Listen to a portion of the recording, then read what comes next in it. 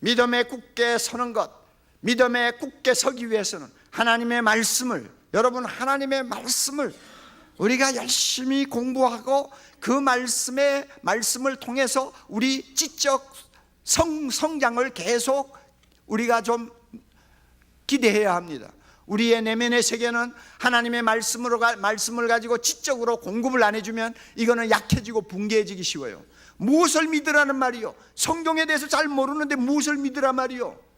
믿음에 굳게 서서 내 믿음이 뿌리를 박아야 되는데 뿌리를 박아야 될 땅이 어디 있어요? 하나님의 말씀 아니요?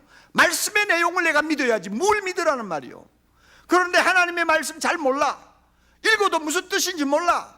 그러면은 어떻게 내 믿음이 굳게 설 수 있습니까? 어떻게 내 믿음이 물가에 심기운 나무처럼 든든히 뿌리를 박고 서서 시절을 쫓아 열매를 맺는 것처럼 할 수 있습니까? 내가 하나님의 말씀에 무식한데 어떻게 그 말씀이 내 길에 등불이요 내 인생의 길에 빛이 될 수 있습니까? 안 된다고 말이에요.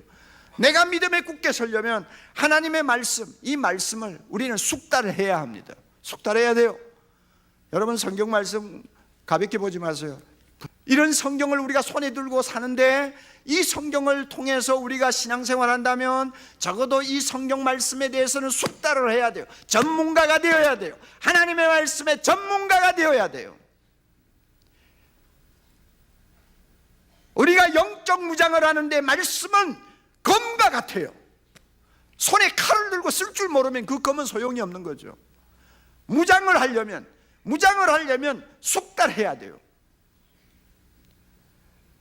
여러분이 이 말씀을 얼마나 가까이 놓고 묵상하며 이 말씀을 얼마나 가까이 놓고 여러분이 생활을 합니까? 무엇보다 중요한 것은 하나님의 말씀으로 사고하는 훈련이 되어 있어야 됩니다. 하나님의 말씀으로 사고하는 거예요. 이 세상을 하나님이 창조하셨다. 하나님은 이 우주의 통치자시다. 우리의 삶 전부는 하나님의 영광을 위해 존재한다.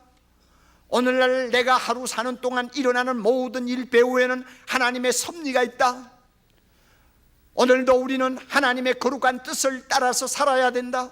나에게 일어난 이 조그마한 사건은 무슨 의미를 갖고 있을까? 이 모든 것들을 하나님의 말씀으로 전부 분석하고 생각할 수 있는 기독교적인 세계관, 기독교적인 가치관, 기독교적인 인생관을 가지고 우리가 사고할 수 있어야 됩니다. 그래야만이 말씀의 터가 굳어져요. 그리고 나의 속사람이 강해집니다. 성령의 여러분 전문가가 되세요. 성령 말씀의 전문가가 되세요. 그러면 믿음의 뿌리가 깊이 박힙니다.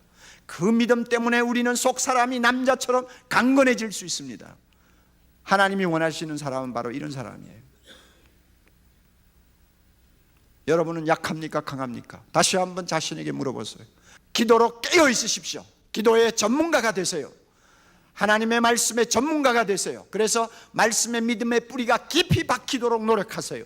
그래서 우리 모두를 이 세상이 감당하지 못하는 하나님의 막강한 군사 예수 그리스도의 제자가 되도록 우리 모두가 노력해야 될 것입니다.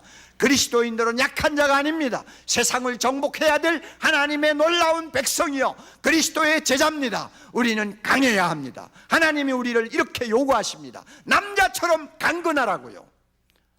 다 같이.